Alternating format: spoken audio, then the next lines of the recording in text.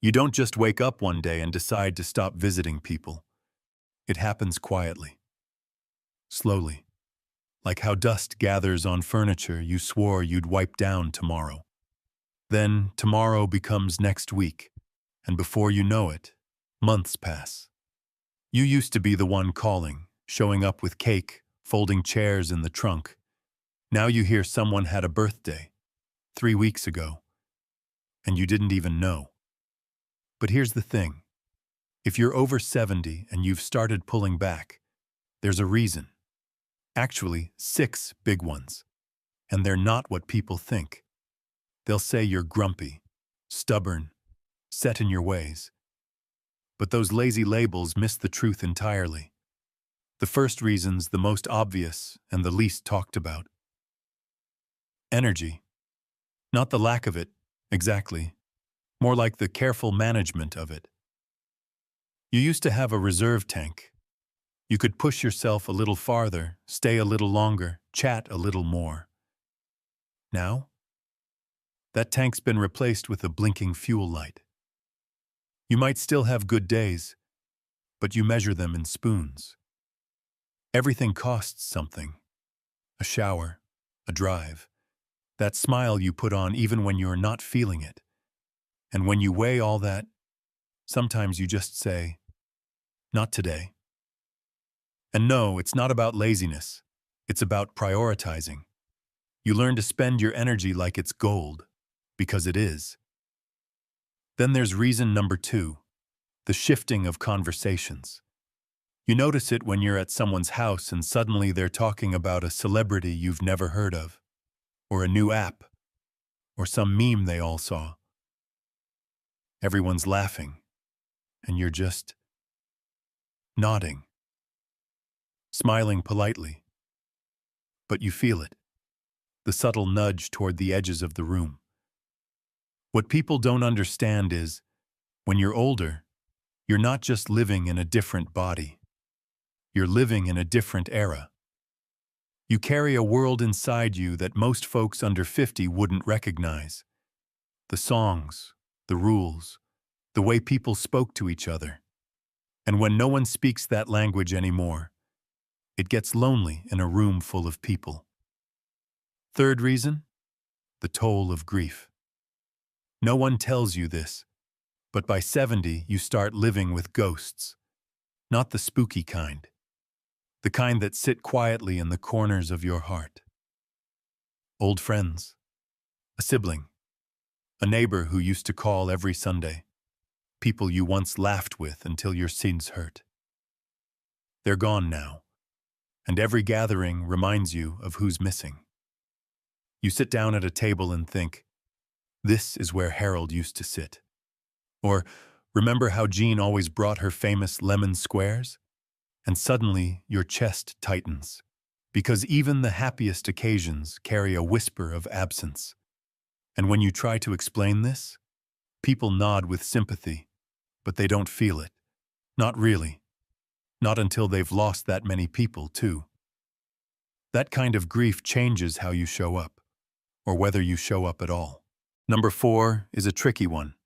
It's not always easy to admit, even to yourself. But here it is. You stop visiting because you're tired of pretending. Pretending to be fine.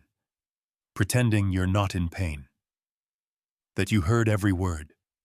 That you remember every name. That you didn't spend the morning wondering if your blood pressure meds were making you dizzy again. You go out and feel like you're performing your old self. But inside, you're aching. Or maybe embarrassed. The words don't come as quickly. You reach for a name and it slips right through your fingers, and instead of feeling supported, you feel judged, or worse, pitied. So you start saying no, not because you don't want company, but because you don't want to wear a mask to get it. Fifth reason's a slow burn. Independence. Sounds backward, right? Shouldn't wanting independence encourage visits? But here's the twist. Every visit reminds you of how much you can't do anymore. You get in the car and your knees creak. Someone offers to help you up the steps and you bristle. They mean well, but it stings. Not because help is bad, but because you remember when you didn't need it. You come home after a visit, and instead of feeling connected, you feel exposed. Like your decline showed up before you did. Like people are starting to look at you as someone they need to worry about, someone they need to check on. So sometimes, you choose solitude, not because you want to be alone, but because you want to feel like yourself. The version of you that doesn't need a hand to steady them on the stairs. And then there's number 6, the hardest one to admit out loud. Sometimes you stop visiting because you're afraid of how much the world has moved on without you.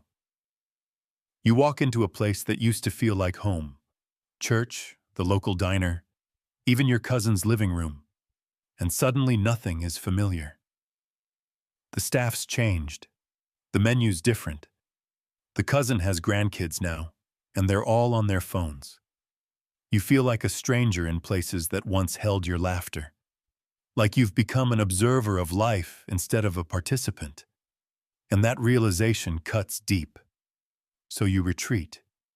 Not out of bitterness, out of heartbreak.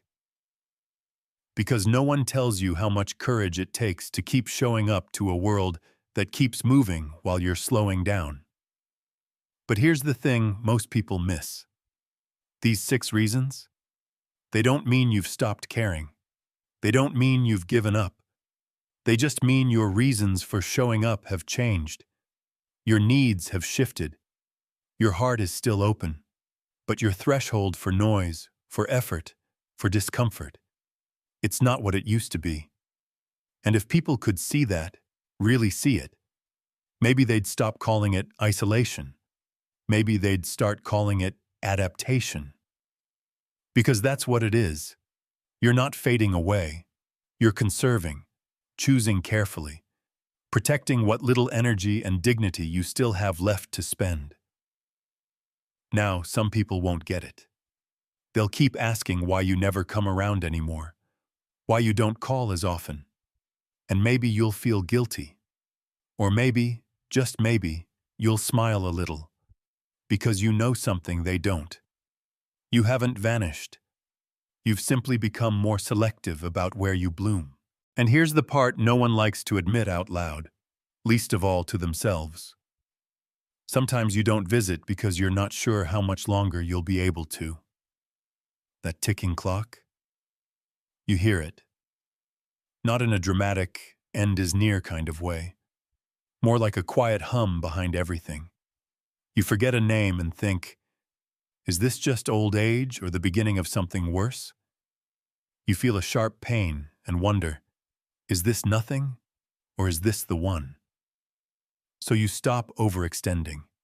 You pull inward, not because you're giving up, but because you're tuning in, listening more closely to what your body needs, what your spirit can handle. It's not fear, it's preparation, it's grace. You start thinking more about legacy, less about showing up to every barbecue. And here's a truth that might sting for some. Not everyone makes it easy to visit. You reach a certain age and suddenly every get-together is full of interruptions. People talk over you. They finish your stories. They joke about your hearing or how long you take to get out of a chair. Some mean well. Some don't even realize what they're doing. But every little moment chips away at your comfort. And let's be honest, no one wants to spend their afternoon feeling invisible. So you make fewer plans, fewer excuses, and a lot more peace. You also start to realize that some people were never really your people. Maybe you tolerated them out of politeness, out of routine, out of years of history. But now? You're not chasing anyone anymore, not trying to prove you're worth their time. The older you get, the more allergic you become to drama, gossip, surface-level chatter. You want depth. You want warmth. You want someone who doesn't flinch when you talk about your fears, your regrets, or that weird dream you had last night that made no sense but felt important. And if that kind of connection isn't there, You're content staying home with a warm blanket and reruns of a show that still makes you laugh. But here's the beautiful twist. With all the pulling back, the quiet refusals, the skipped parties, sometimes something surprising happens. The people who matter most, they notice. And instead of waiting for you to come to them, they come to you. They bring the coffee to your kitchen table. They sit on your couch and let the silence stretch without rushing to fill it. They listen when you tell a story for the third time, not because they haven't heard it, but because they know you needed to tell it again. And those moments? They're gold. They're what make all the rest of it bearable. The loneliness, the grief, the aching knees and the fading memories. Because they remind you that while some things fall away, what remains can still be deeply, profoundly good. Now let's talk about something that gets tiptoed around far too often. Pride. Not the boastful kind. The quiet kind. The kind that says, I don't want to be a burden. I don't want people adjusting their plans for me. I don't want to be pitied.